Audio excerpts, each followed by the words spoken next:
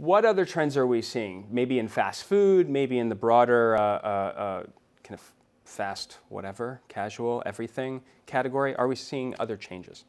So I would say, I think one of the big things that we're seeing, and this falls into what McDonald's is doing as well, is there's this redefinition of health a little bit away from things that are just about fat and calories and more towards things like provenance. Where does my food come from? Where is it sourced? And I think here with cage-free eggs, companies are making decisions about antibiotics and meat.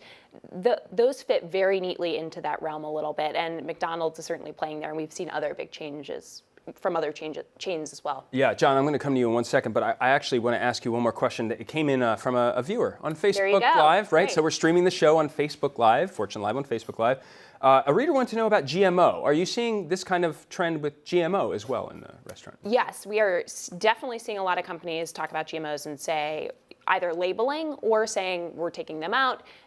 Whatever the science is on that, that's fine, but customers are saying we want to know. Right, okay. John, what else are you seeing in this category, food? Well, actually, most restaurants actually had a really bad quarter. And part of that's because the price gap between the food that you can buy at a grocery store and the food you can buy at a fast food restaurant has actually narrowed.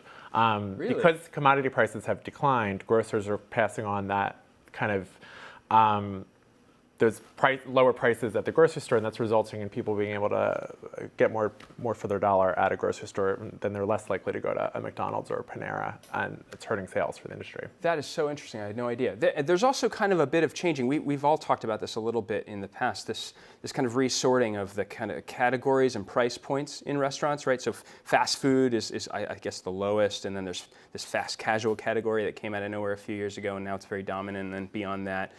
How are those ebbing and flowing, those categories, Beth? I think that fast food is always trying to be a little bit like fast casual, always trying to upgrade a little bit. And I think, again, upgrading the quality of ingredients is one way that they're trying to do that. Yeah. I think that we're also seeing kind of this mid space a little bit in between. So maybe slightly lower in price point than fast casual, which would be, let's say, a Panera, but right. a little bit higher than a McDonald's or something like that. So I think there is a little bit of ebb and flow between all the different categories there. Yeah, John, you talked about kind of this softness. What are you seeing in the quarters to come, just broadly across either food or just restaurants specifically? Is this a blip? So a lot of analysts said, we've had a problematic 3 months. What is it going to look like over the next 3 months? And Wendy's and Starbucks both kind of complained about the election. They said that they think that kind of has created some weaker consumer confidence. People are kind of unsure of how to spend their money. We've seen that in apparel. Lowe's had a poor quarter last week, so we're seeing it in home improvement.